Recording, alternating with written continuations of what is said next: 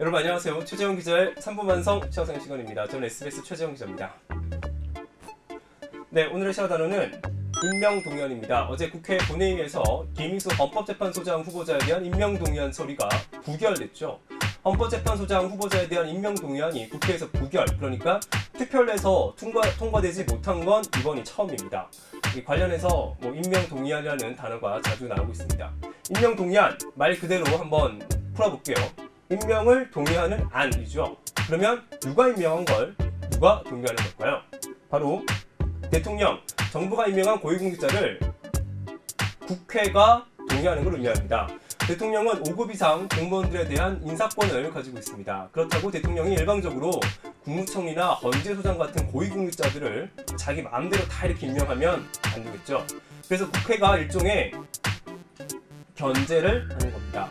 대통령이 후보자를 정해서 국회에 이 후보자 임명을 동의해달라라고 임명동의안을 제출합니다. 그럼 국회는 인사청문회를 엽니다.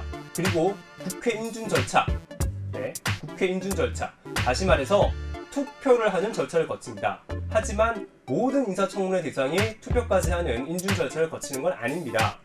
자, 대법원장, 헌법재판소장, 국무총리, 감사원장, 대법관 등만 인준 절차를 거칩니다.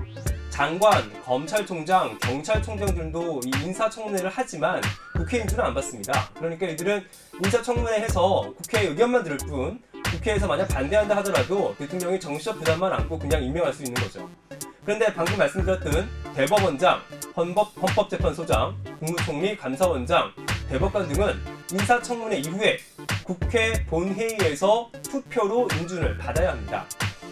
이 직책들을 한번 자세히 살펴보면요, 아시겠지만 현재 대통령의 이 막강한 권한을 견제할 수 있는 그런 주요한 자리들이잖아요. 그러니까 삼권 분립, 행정부, 입법부, 사법부가 분리되어 있으면서 서로 견제하고 있는데, 대법원장, 헌재소장, 대법관은 사법부의 주요 수장이죠. 그리고 국무총리는 행정부의 주요 수장이고요. 감사원장도 행정부를 감시할 수 있는 매우 중요한 자리고요.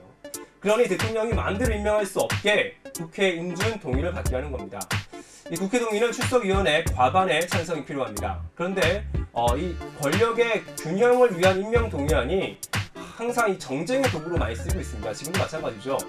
집권 여당과 청와대는 국회가 발목을 잡는다고 주장하고, 야당은 국회와 협치하지 않는 정권에 대한 경고라고 주장하고 있습니다.